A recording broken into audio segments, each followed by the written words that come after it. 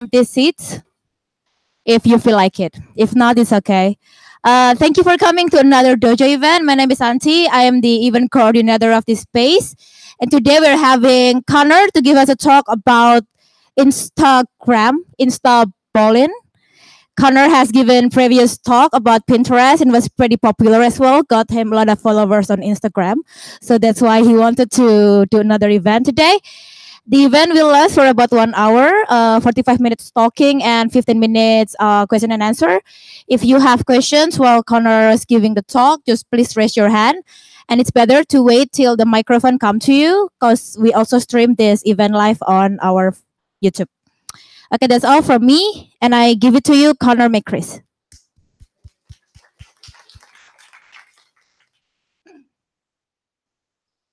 Hello, hello, hello, hello.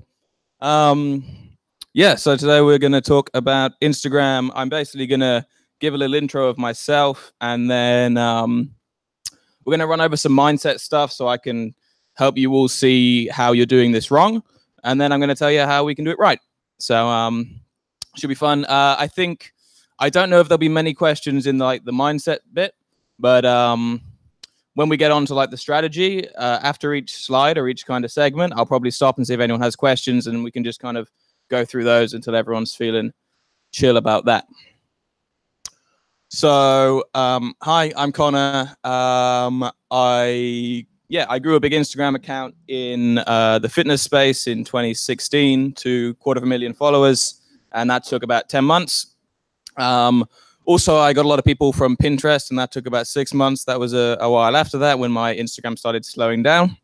Lots of email subscribers, but that was largely because I was just sending a lot of traffic to my website, and so it's not that hard to turn at least some of them into subscribers. Been traveling for maybe 2 years now. I don't know, quite a while. Lots of cities, lots of countries, in cool places. Been to lots of awesome tourist sites: Grand Canyon, Machu Picchu, Angkor Wat. All the good ones, lots of motorbike trips. That fitness business made 6 figures in the 18 months I was running it, and started making money within about 3 months.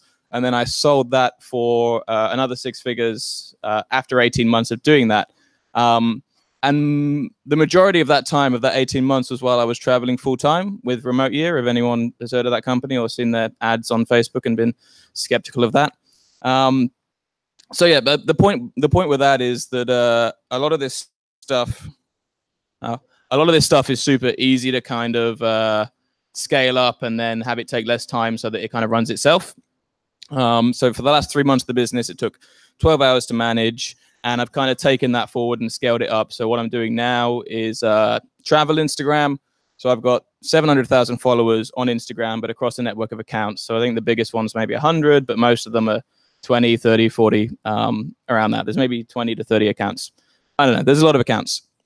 I didn't actually take a screenshot of it when it was smaller to know what date that was at, but I think it was a few thousand in July. I obviously didn't think that I would need to take screenshots to show this to people at an event in like 2 years' time. So the earliest one I took was at 15K, and that was October.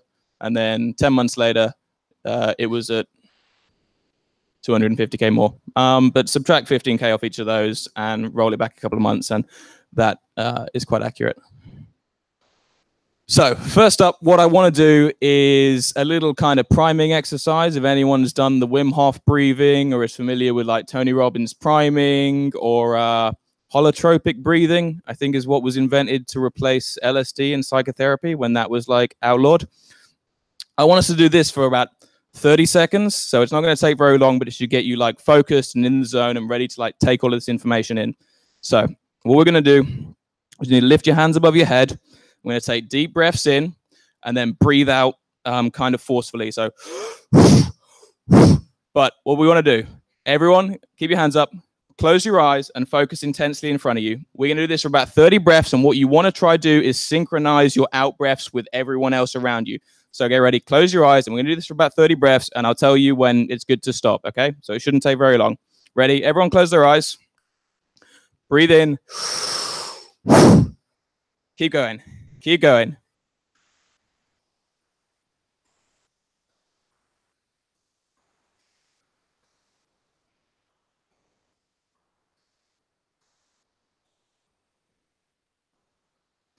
10 more breaths.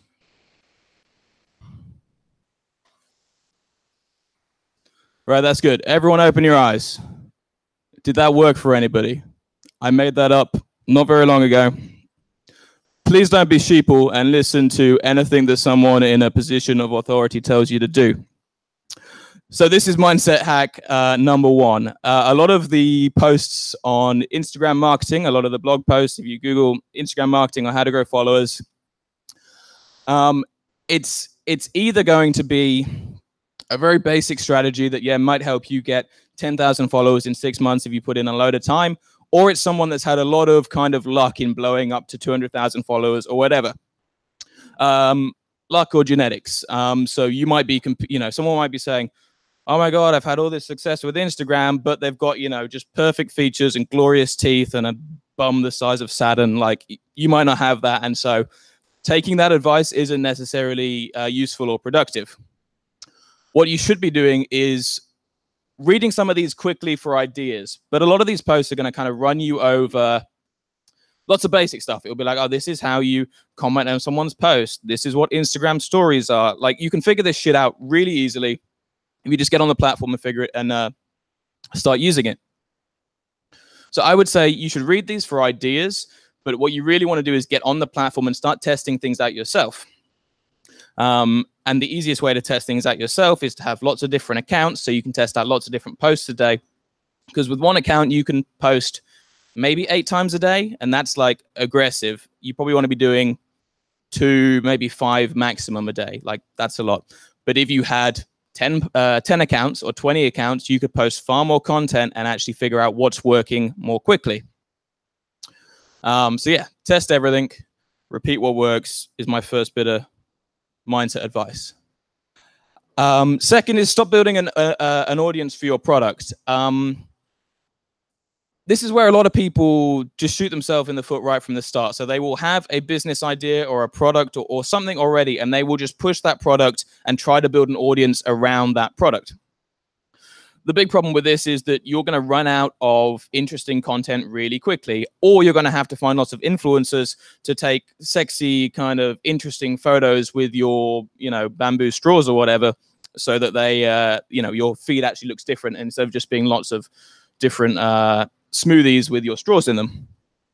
So building an audience for your product, I think, is a terrible idea if you are stretched for time and money. What's better to do is to build a big audience of people, and then from that audience, find the people that are interested in what you actually have to sell. So again, if you've got these bamboo straws, you're probably attracting people that are eco-conscious, and so you might build a big travel account or maybe a wildlife account or all these things. So you want to build up a really big account, and then some of those people will be interested in what you have to sell. And that's going to get you a lot more people interested in what you have to sell than just trying to find that audience straight from the get-go. So by maybe, say you put in 10,000, you put in 6 months of time, you might grow 10,000 followers for your straws. Or in that same 6 months, you might grow 100,000 followers for people that are interested in conservation, and then more people from that 100,000 followers will end up buying your straws than from the 10,000 that are just interested in whatever straw pitches you have. The benefit of this is when you realize that your straws are fucking stupid and nobody wants them, you still have 100,000 followers that are interested in buying something else from you in the conservation space. Whereas if you put those 6 months into your straws account and no one actually cares about the straws, you've wasted that time, and those 10,000 followers are essentially dead to you because they're not looking to buy anything from you. So yeah, don't be like John. If I didn't have a good picture, I just put a dumb picture of me in. Follow count doesn't really mean that much. I think the most traffic I had from my fitness account was when it was about 20,000 to 40,000 people.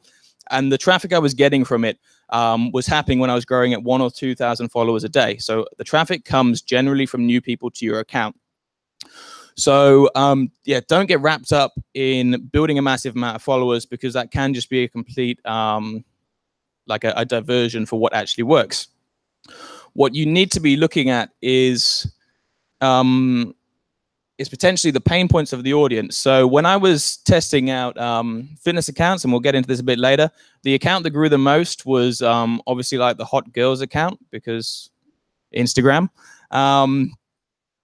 But that doesn't translate into people that want to get in shape. It's just, you know, teenagers looking for something to fill their lonely hours with. But the most effective one was before and after transformations, because those are people that want to get inspired to lose weight themselves. And I think so I grew a lot of accounts together, and the transformations one had half the followers, but did 10 times as well. So on a per follower basis, it was 20 times as effective.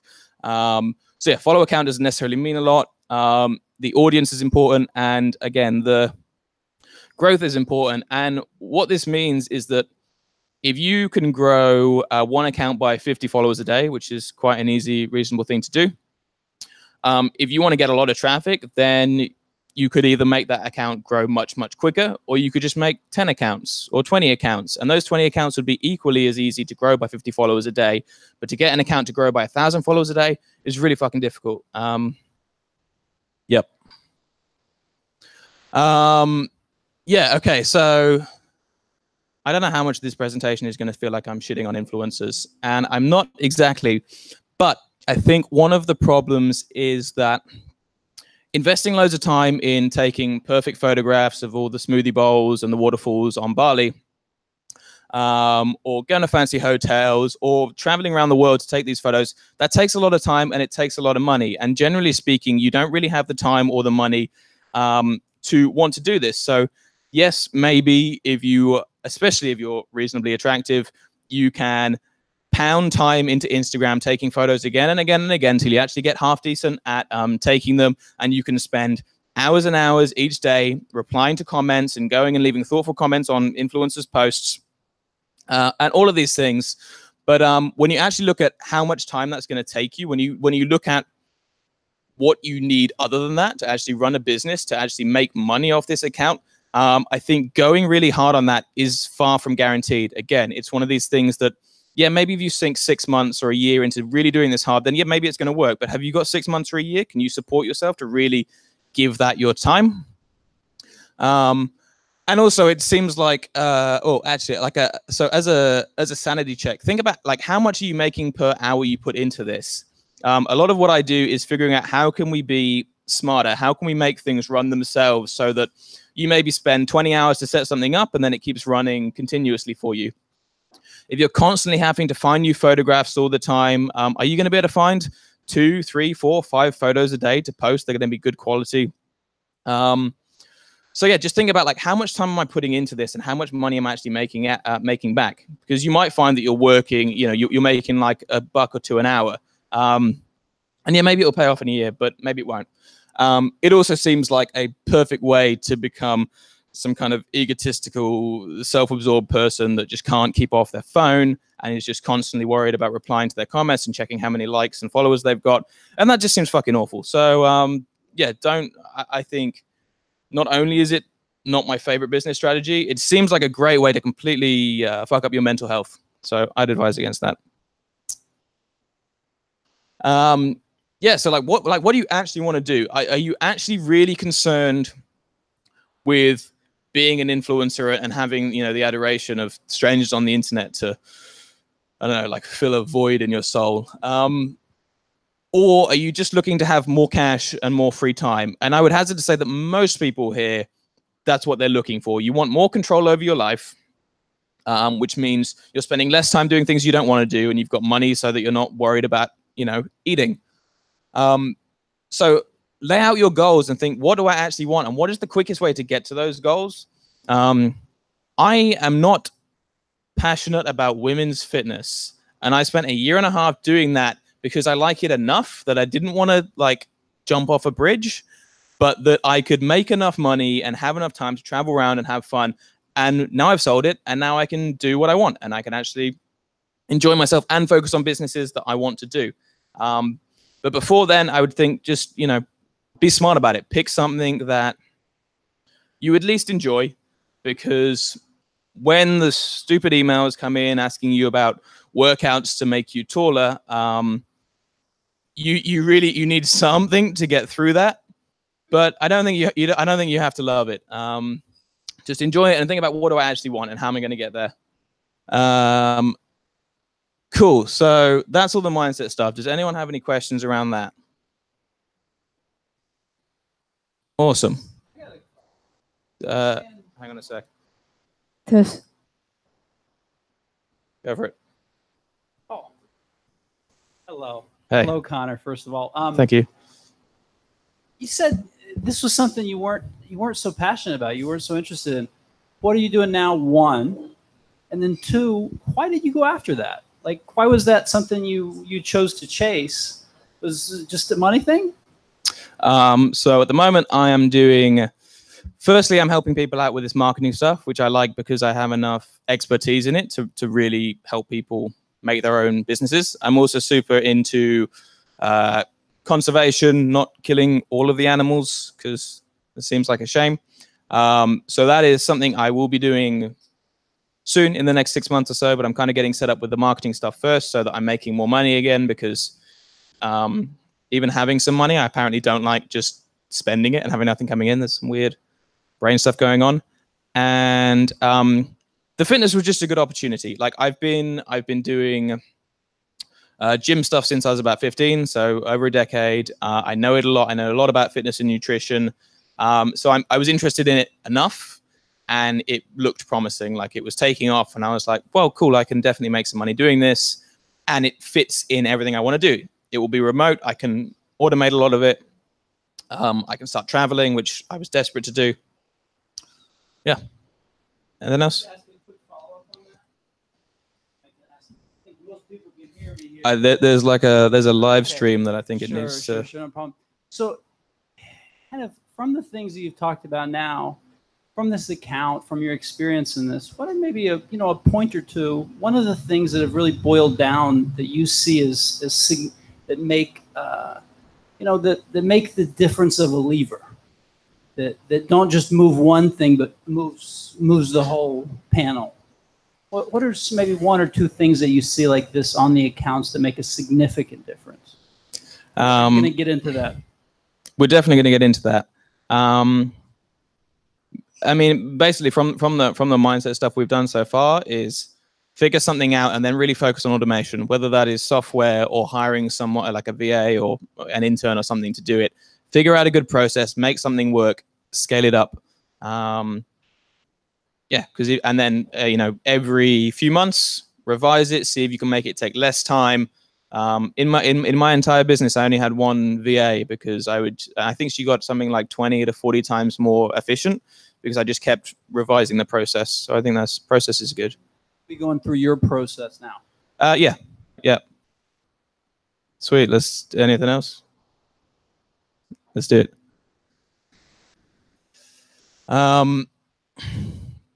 Cool. So process step number one for the kind of strategy I use is you want to find what the different sub niches are within the niche you're interested in.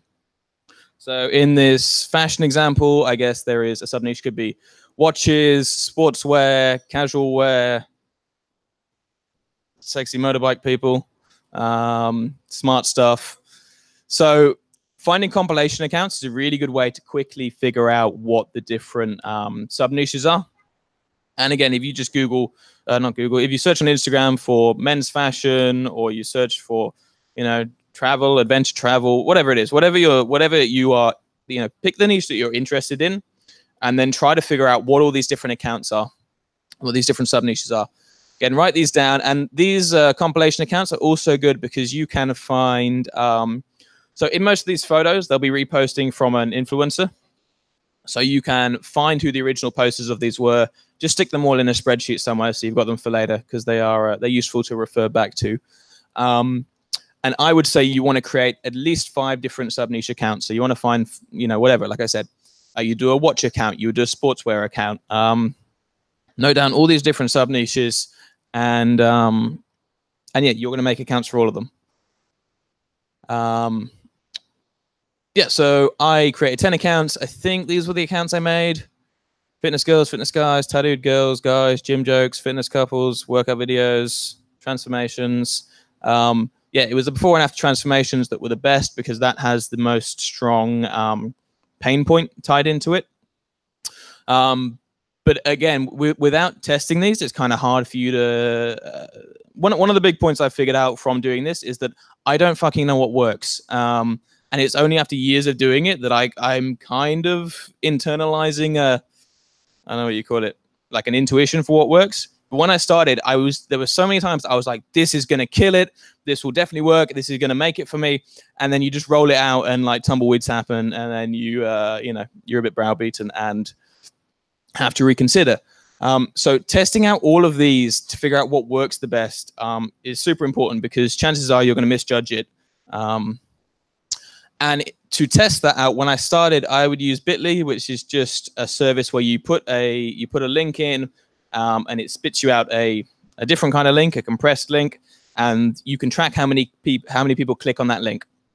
So find something on Amazon Associates, or later on I'm going to give some other kind of affiliate programs that you can use if you find products, or even if you just find blog posts. So say you would find a blog post on, best affordable, sexy watches or something, and you'd find a relevant blog post for all of these. You just want to track the interest that people have in whatever the sub niche is, and the most clicks per follower gain you get. That's a really good indication of what sub niche you kind of want to go for.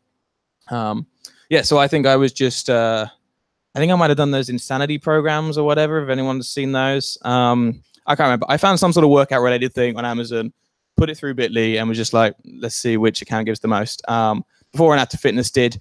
I mean, this could have been better if I found more relevant products to each of the accounts. Because again, we'll get onto later, but I think you should craft a product for your audience if your goal is just to control your time more and make more money. I think that's it. Yeah. Questions? That's basically the beta test the headers, titles, and subtitles, right? No. I don't understand that. So the last point. What do you use that for? Oh, so Bitly is just so you can track how many people click on a link, essentially. That is to test the overall effectiveness of your account. So you would have a different link for each account, even if they were all going to the same product.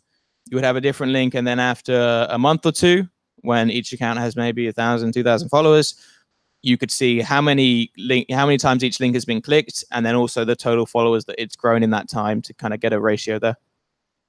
Any other questions before we move on? Cool. Don't guess with your content. So yeah, so basically, if it's worked before, it's going to work again. I'd say 80% of the time. So this kind of ties into building an audience for your product. Is people will make their own unique content around a product and just throw that out again and again and again, hoping that it works. And maybe you get super lucky and someone picks it up, or you get some PR from a big news site, whatever. Maybe you get lucky, but have you really got the time or the money to invest in doing this to like rely on luck? Probably not. So yeah, there are just mountains of fantastic content. All of this content is from Unsplash, which is free to use content, and photographers generally use that to help promote the content they're doing. A lot of them are large Instagrammers themselves. So yeah, like again, this is all in travel, but Unsplash has lots of good stuff. Lots of stock photo sites that normally just have weird, cringy looking photos. They're actually getting pretty good at the moment. And some of them are paid, but again, think about the money that you are kind of wasting per hour diving into these, and how you could just let things go using some of this content. Another good thing to do is repost content. Again, if you want to repost stuff, then message the person to see if you can have permission to do it, if you want to cover your ass. But yeah, basically, if you're making lots of different accounts, if you can't make enough photos to supply one account with 2 or 3 posts a day, then you're not going to be able to make enough photos to supply 10 accounts with 20 to 30 posts a day. This is a great way to back that up, and it's a great way to test things out. So you can just spend whatever, spend a day, spend a Sunday finding loads of photos, and just load them up to all these accounts and have them just posting out for you. And yeah, over time you can find content that your audience loves, share that with them, and this is how you build that much larger audience that a subsection of them will be interested in your product. If you have your own product, or as we'll get on to later, I think it's good to just make your own product that is specifically for this audience. Any questions? Yes?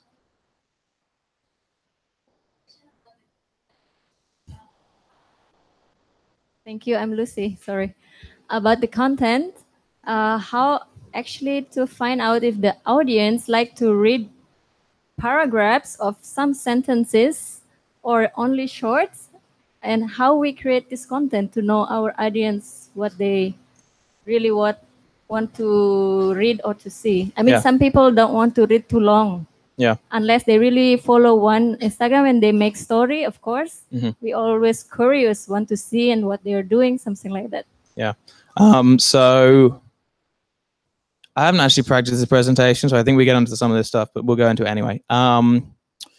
So long captions, generally speaking, are going to do better. And in all of this, you want to do what on average is going to do the best. Long captions incite more comments, incite more emotion.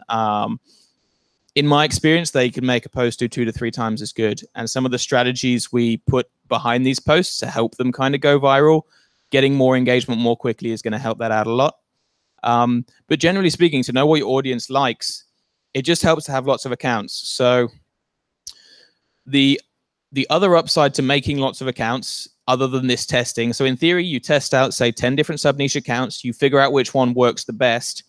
You're then going to have, 9 other accounts which might, which that audience might be interested in. So say you figure out that watches is the best way that you can make money. You've got these 9 other fashion accounts that if you're not going to bother doing that, you may as well turn those into watch accounts. And yeah, some people won't like it, but some of them will. And then over time it will grow. So then you'll have 10 different watch accounts. And so you can post 5 different watch pictures to each of those every day. And over time, you're going to see which of these keep going viral, which of these keep taking off. We're going to repost them more.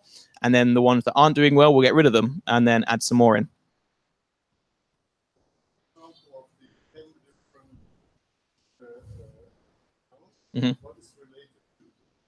So for travel, there could be, so you can do it in kind of brand themes. So you could have, warm colors, sunsets and stuff like that. You could have ones at night. You could have kind of aquamarine beach type colors. You could have adventure travel. You could have kind of eco lodges. You're taking the one big niche, and instead of trying to compete with everyone, because pretty much everyone is going after these, you go after a smaller section of that because you have a much easier time of becoming a kind of big part of that market. Did that answer the question? Yeah. Cool. Anyone else?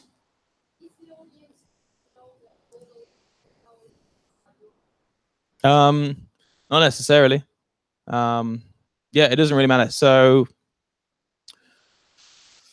again, there's lots of stuff we'll get into, but another reason that having these accounts is good is you can make them engage with each other, which with 10 accounts is not massively effective. But if you have 100 accounts, then 100 accounts all liking each other and commenting on each other is a good way to get things to take off. But no, there's no reason that you have to. I think it's nice to have one focused kind of brand account and all of these as kind of satellite accounts. But at the same time, that could be part of it. If you are doing an advertising agency, for example, that could be a good thing because you want people to know that not only do you have the one account that they're direct messaging, that you also have all these other followers that they could advertise to if they wanted. So it depends, but not necessarily. Any other questions?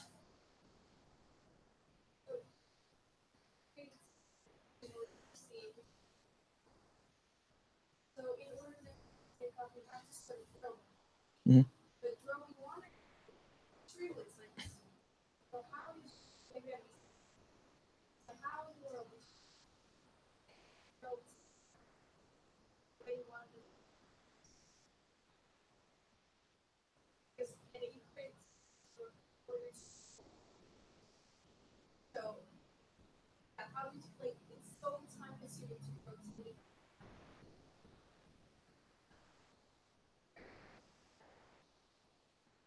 If you do it my way, it doesn't take much time at all.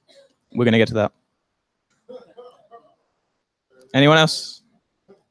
Wait, I think that's next. Anybody else? Cool. Okay, so this is, there was more content stuff to come. So this is a really good way if you want to get into finding if you want to put more time in. So it's good just to grab a load of content, but if you want to put more time in, then 2017 best 9, I think it now redirects to 2018 best 9. Basically, if you put an account name in here, it will show you the top 9 posts that got the most likes from an account. What you can then do, and this is helpful because we're not very far into 2019, is you can scroll through someone's feed, find that photo, for example, see if that had 10,000 likes, and then you scroll through the 2019 posts and see, did any of these get more than 10,000 likes? Then you would message the person and say, hey, I've got this account, can I repost your content? And then you would, and then you can repost their best content. And this is, with Instagram, the way your accounts take off, because there's an algorithm, if you put out content that does really well, the next post you do, more of your existing followers are going to see that content. And with the hashtag strategy we set up, your posts are set up to kind of take off if you do it right. So if you can ensure that each post you put out has already done really well, not only is it from an influencer that maybe has 10 to 100,000 followers, but it's the best content they've put out like recently.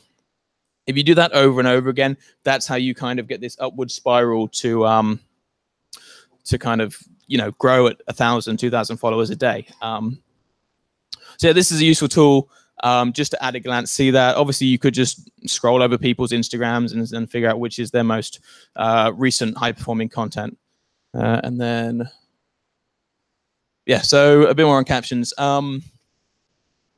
So yeah, adding in a caption, and of course, it depends on what niche you are, what niche you're in. If people content that goes along nicely with a kind of emotional story, that could actually, that's more likely to be the sub niche that takes off the most. I found that once I started adding captions in, my post did 2 to 3 times better. And again, that's not necessarily all at once, but when they do start getting more likes or more comments, that makes them take off, and then they can shoot up the hashtags that we'll get to next. Again, so we're always balancing how much time do we want to put into this versus the kind of reward out from it. So if you're posting once or twice a day and you want to try and make them do even better, read over the captions and write a unique call to action.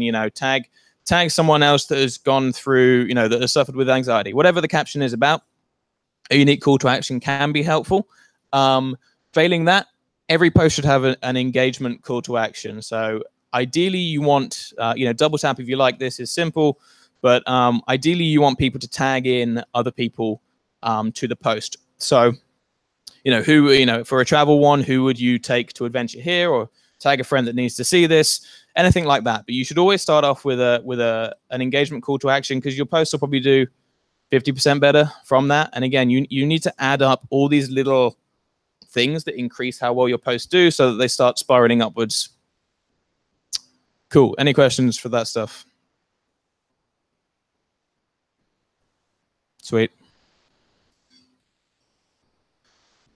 Automate everything. This is for you. So first up, this is the hashtag strategy. This was like the first thing I thought of for Instagram, and it still seems to work quite well, which seems a little strange because this was in 2016. So I make these things called hashtag ladders, and what you can see is basically you find 30 relevant hashtags, you start them off at a low amount of uses, and you want them to be stacked reasonably evenly distributed up to high use ones. So the theory is that every time you make a post, it's almost guaranteed to appear in these for these hashtags.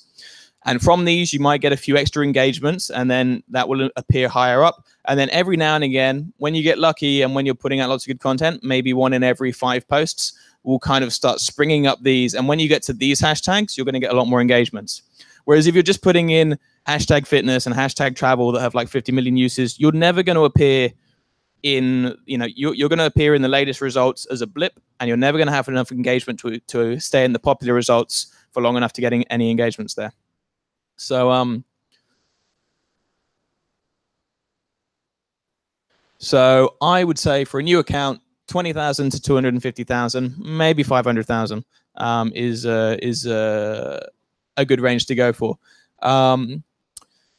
So it's good to just try long tail keywords. So when you go into Instagram in the hashtag search and you type in fitness, it's gonna show you fitness fam, fitness chick, fitness love, all of these, and then the amount of uses. So that's a quick way of you find these initial keywords to put them in and see what other potential keywords are there for me to try.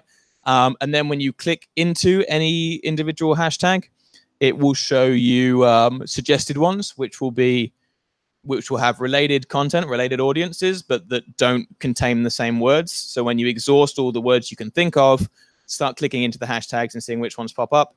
Again, this probably takes a few hours, maybe 2-3 hours, but just do it, build up maybe 100 hashtags.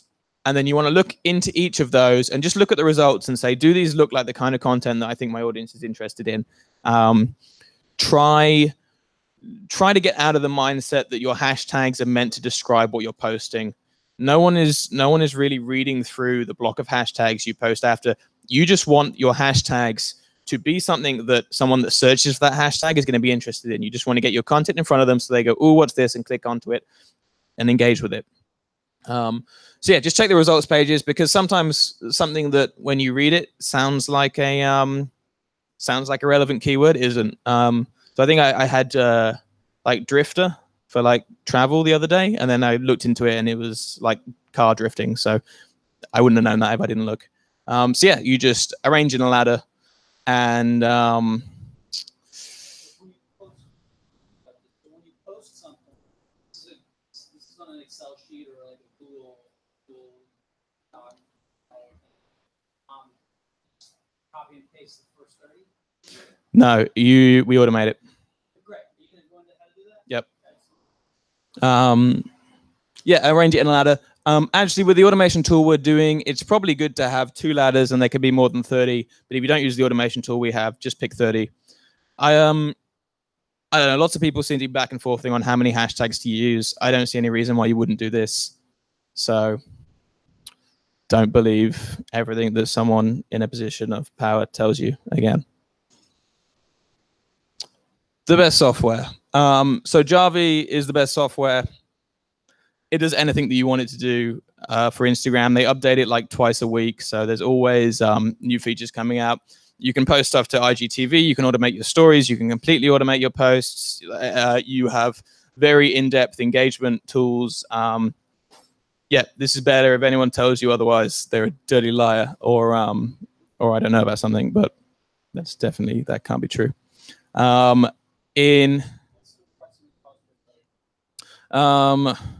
So I think I'm running 70 accounts for $50 a month or something like that. It's very cheap. So I would run you through Jarvee, but it's very complicated and there isn't enough time to do that. So general important rules: start settings at about 50 and increase them by like 25 a day up to following. Or following can be about 800. Likes can be about 1,000. Comment likes 300 to 500. Basically think about how often, in the scheme of how often these engagements are done, likes are done the most because they're the easiest to do. So you would do most of them. If you're doing comments, you would do less comments a day, maybe 100 or 200 at maximum, and you'd start that lower. Basically, you need to slowly increase your engagements, but there's a thing to do that. You can put in what they start at, what you want them to finish at, and what you want them to increase at. So you just leave it, and it does this for you. Get a virtual private server. I use Green Cloud VPS. I believe it works for Mac or Windows. Basically, this is just a computer that is on all the time. So you would go into that computer, go on the internet, download Jarvee, which is a software, and then it can basically run 24/7 instead of running while you have your laptop open. Because yeah, running 24/7 is better than running 8 hours a day or 16 hours a day if you have a problem. And so another important thing to do is, so with Jarvee, you can just set it to repost, so it will find content and on the fly repost it. I think it's better to curate campaigns, again, using the methods I said, but with campaigns, you can basically have it, you can have content post, and then when that content is posted, it goes to the end of your campaign. So when you've set up maybe 200, 300, 400 good pieces of content in a campaign, they can just post out to your Instagram accounts and it just keeps running forever. So you don't have to find new content at all. Obviously, at some point, that content's going to get a bit stale. But if you didn't do anything for a few months, it's just going to keep going out over and over again. So yeah, like get Jarvee, play around with it. It's super powerful, but I don't have time to run through all of its intricacies. But these are the big ones.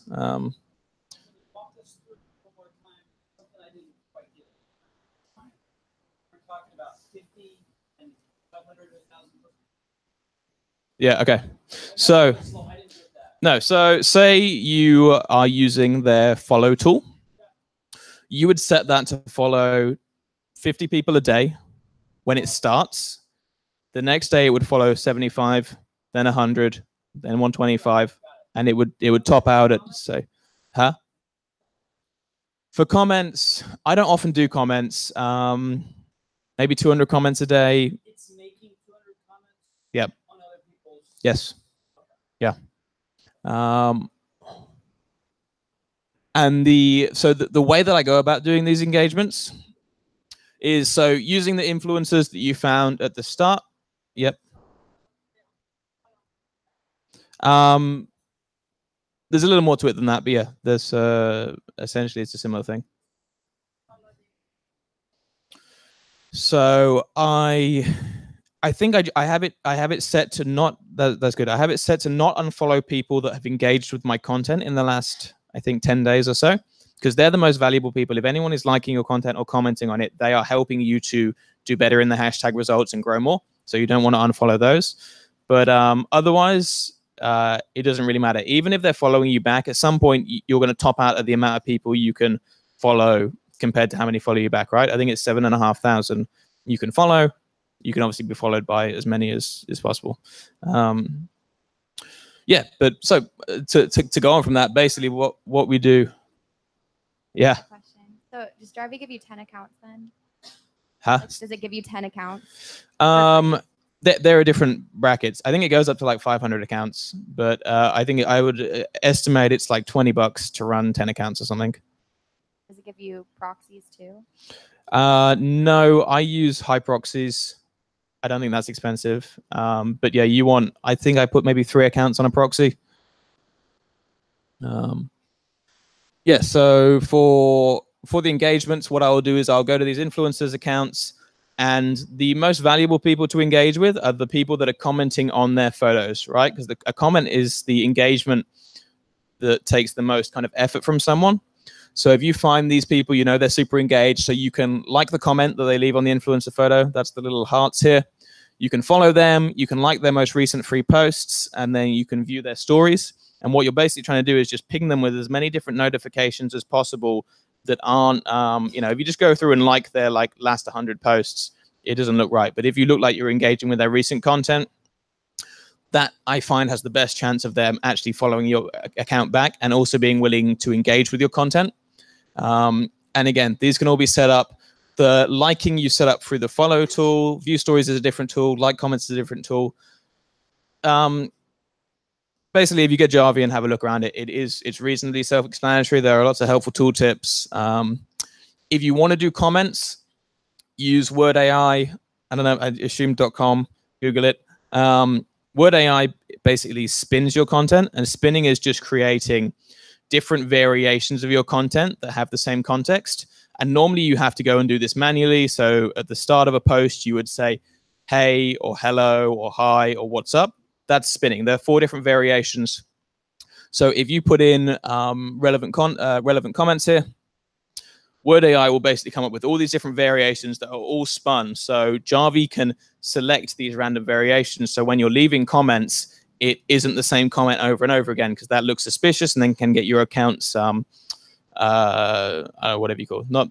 I find it's very rare that an account gets blocked, but these are like the tagging that you don't want. Yes.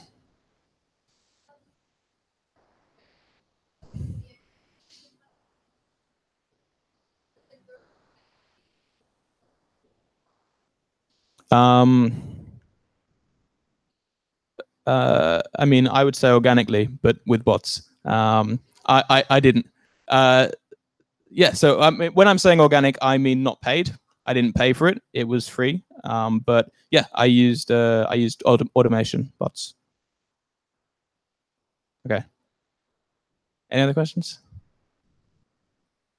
Okay, and also, like I mentioned before, Jarvee has these engagement groups, which is where you put in groups of your accounts, and it will automatically have them engage with all of the content that they've each posted. So you can set them up for comments. So likes aren't that useful unless you have 100+ accounts on there, which is obviously quite a lot to do. But comments can be good with, say, 10 accounts, 20 accounts. And if you've got these spun comments and you know what kind of content each of your own accounts is posting, it's easy to make actual relevant, natural seeming posts about those, because you know what the accounts, what content they'll be posting. Again, you would make comments about how awesome that watch is and how you really want it, and you're tagging your friend that would love this watch, because all of your accounts are posting about watches. So yeah, the engagement groups can also be good. That's a global tool within Jarvee. Again, it's easy to use, but not really much time to show that. Yes? With Jarvee or other tools you're using to increase followers or comments, how do you make sure at the same time that the statistics are authentic? For example, I want to see the statistics of my followers, which countries are the top 5. But with these followers you attract from the tools, maybe it has nothing to do with the products or what you want to attract. What do you do in this case? So, well, generally speaking, if you've selected your influencers, right? If you've selected influencers that are posting the same kind of content that you are, that are in your area, and you're engaging with the people that are commenting on their posts, then that's about as targeted way as you would find yourself, right? I don't know what targeting system you would use if you were just naturally using it anyway. You'd need to find people somewhere that you think would be relevant for you. And yeah, it would still show up. The only issue, so to speak, with some of these is if you're automatically engaging, you can be a target to get followed by more bots, which lots of people bemoan. But if the bots are engaging with your content, that's going to help your content do better anyway. And so providing if they're engaging with your content, that's something you might do by yourself, right? If you made 100 accounts and you wanted them to all engage with your content, then having bots engaging with your stuff that makes it do better. That's not necessarily a bad thing. Yeah,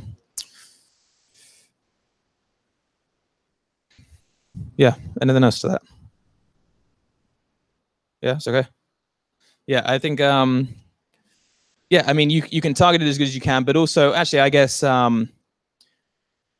what's important is how many people are actually being useful from your account. So yeah, it's all well and good having 250,000 followers, but that was way less useful than when I had 30,000 followers and it was growing quickly.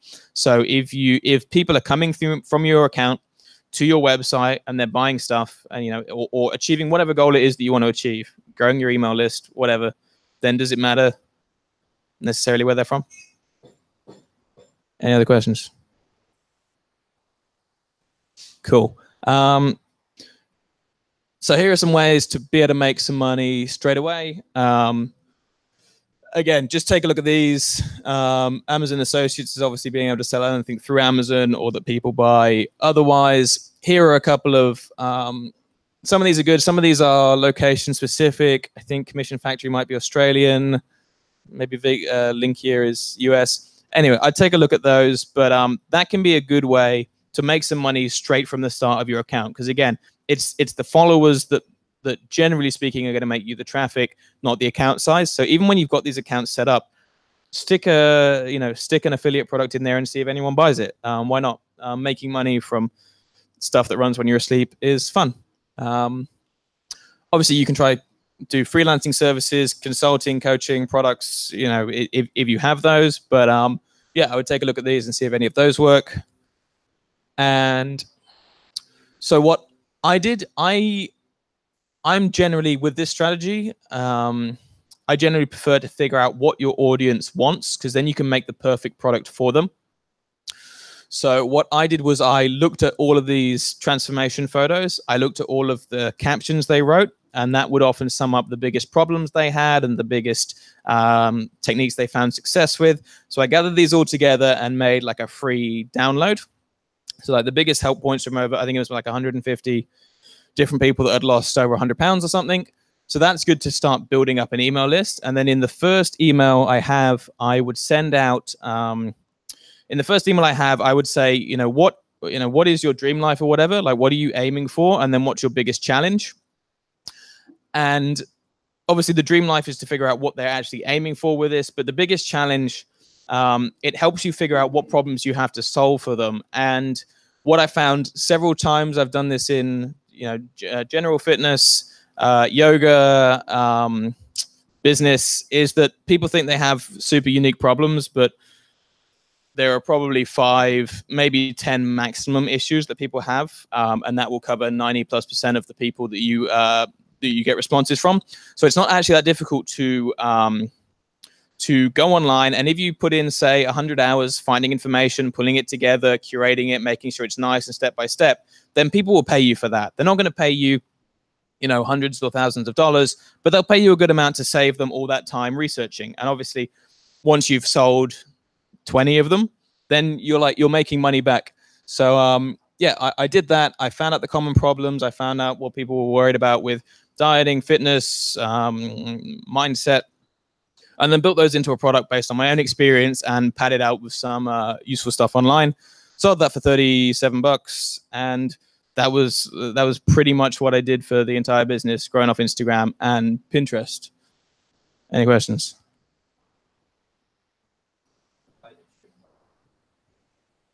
$37. I think I started it lower and then went up. 7's a magic. I don't know what happened. Like, people like 7s. I don't know why. I think I started at 17, 27, 37.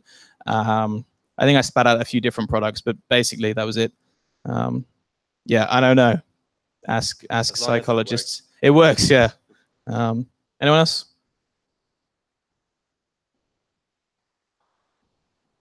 Right, that's it. Yeah, if you want more details on these, I mean, feel free to just come ask me in Dojo. I'm here for another 6 weeks or so. I feel like my name is on this page far too much. There's my Instagram if you want to just shoot me messages. It's travel stuff. My blog has, travel, business stories, some mental health stuff on there. And if you go to this blog post, this is where you can find my 2 books, Instagram, Pinterest, if you want to know all of the details broken down in, gratuitous amounts of detail. So yeah, that's it. If anyone has any other questions, let me know. Yep. I just wanted, if possible, if you could walk us through your workflow.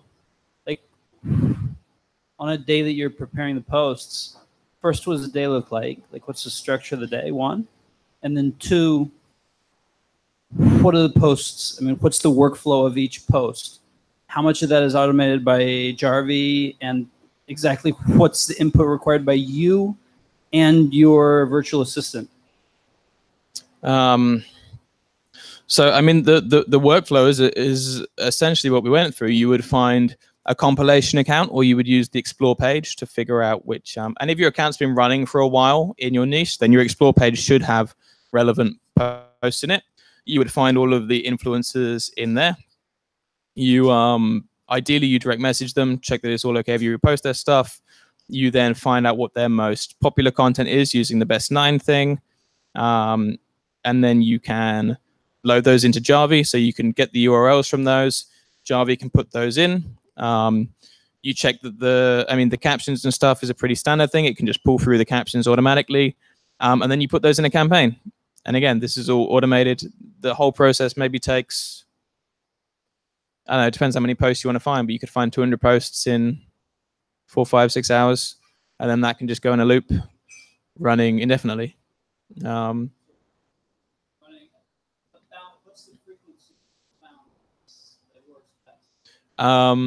It depends. I think 2 to 8 is good. That's the range I'd experiment in. If you've got 10 accounts, then you could have the same content going out, and each account could have a different, 1 to 10 posts. Just see what works the best. 10 is probably excessive. 8 is still probably excessive, but try it. See what happens. It doesn't. Yeah, there's not really that much reason not to. Yeah. Yes.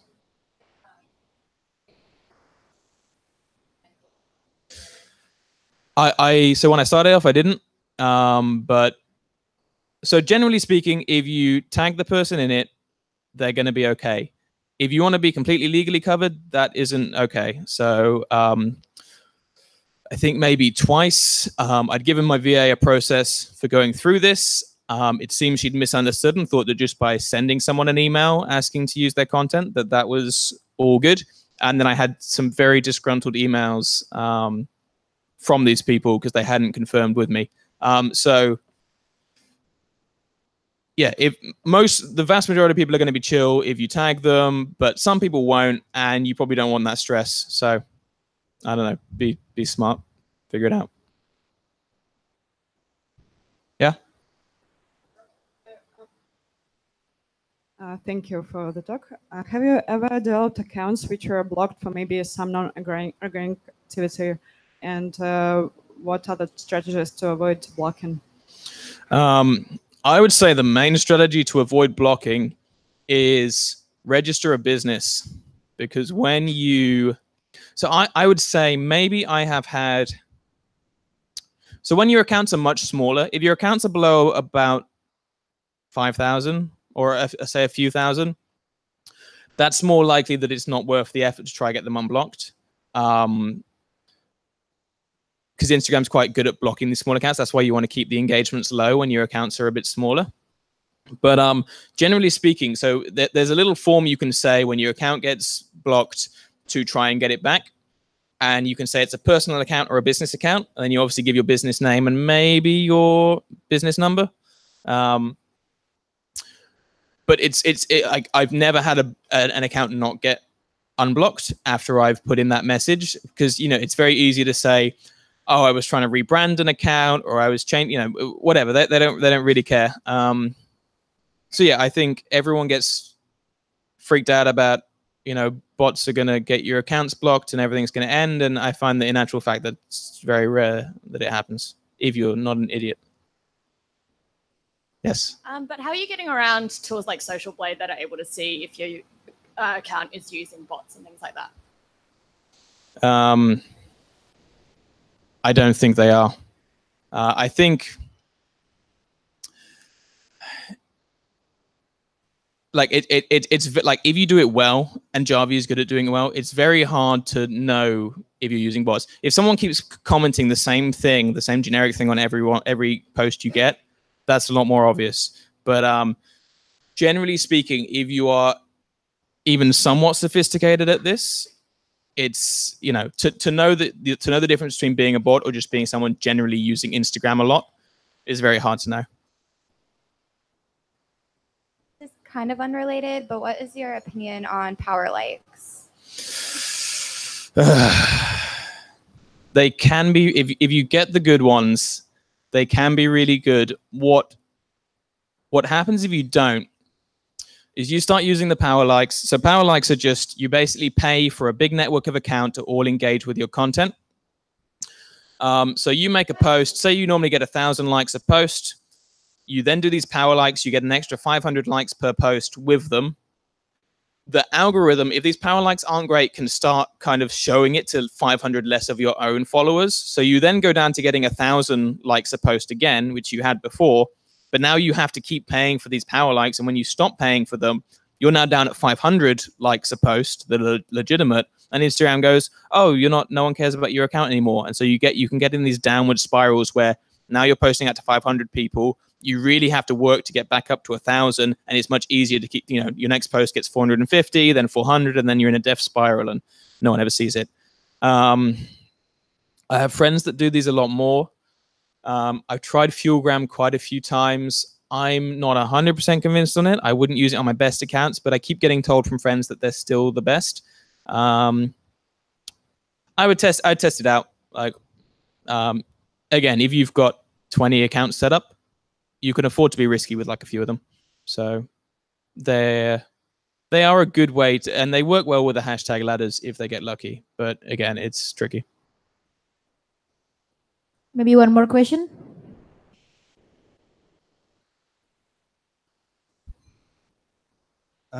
So basically, in a nutshell, you use like in the beginning or maybe the whole time like follow unfollow, right?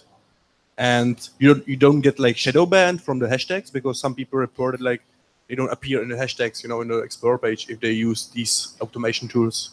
So my general opinion on shadow banning is that it's mainly people just moaning every time. I mean, there was this website that would tell if you were shadow banned or not, and everyone freaked out because it said pretty much everyone was shadow banned. And when you actually went and checked, that wasn't the case. I'm sure there is some legitimacy to it, but I would hazard that 90% of people saying they're shadow banned just aren't very good at Instagram, and that their accounts just aren't doing good because they're putting out not good content. I use, again, if you use, say you had 2 ladders of 50 hashtags, Jarvee can blend together 50 from one group and 50 from another group. So they should still be in a ladder, but you'll be using different hashtags each time. Yeah, generally speaking, it's not a problem. Also, the follow, it's good for when you have small accounts. It gets you going, but obviously you can't follow more than whatever 1,000 people a day. And so you're unlikely to get more than 200 people following you back a day, even in the best case. So 200 followers a day would be great if you're like absolutely killing it and everything's working perfectly. You're probably going to get about 50 a day. So at a certain point, that stops being as useful, and actually just finding good content. Your hashtags are still important, but posting those out as you have bigger accounts, that it kind of takes off by itself. But yeah, the follow unfollow is useful up to maybe 10,000, maybe. Sweet. Thanks, everyone.